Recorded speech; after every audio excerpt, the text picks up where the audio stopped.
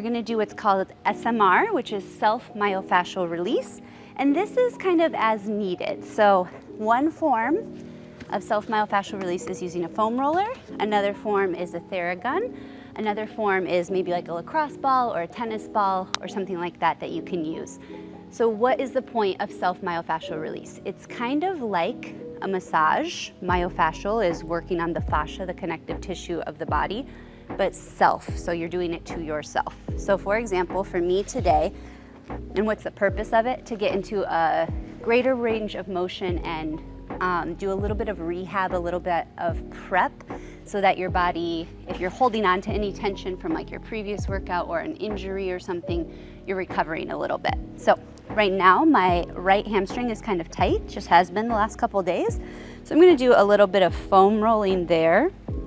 And with foam rolling, the big thing that I see people doing wrong is they just kind of really go to town and go really quick, and it's not terrible, but it's not very effective either.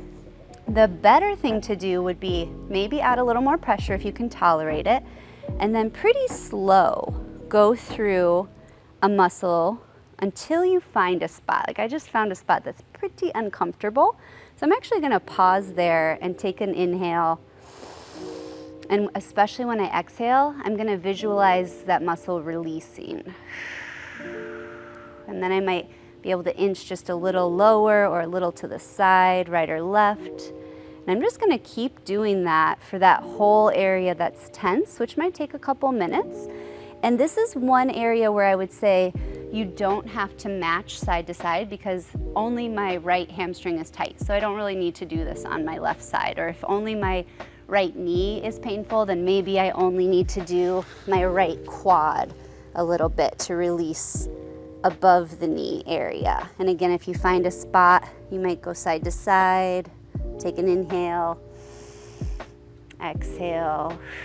There's not really like a right or wrong way to do it with your body, as long as you're feeling like you're hitting those pressure points, okay? And then if you're a little maybe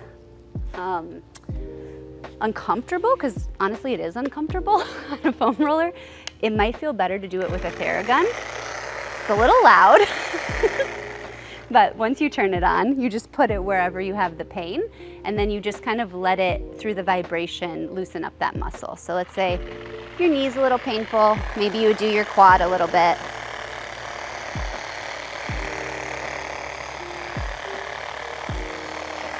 For me, maybe I would do my hamstring a little bit.